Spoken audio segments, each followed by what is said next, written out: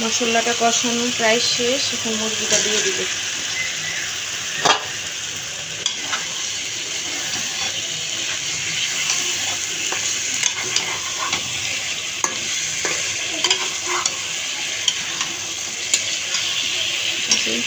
মুরগিটা দিয়ে দিয়েছি। কালকের মেনু হচ্ছে আপনার, কালকের মেনু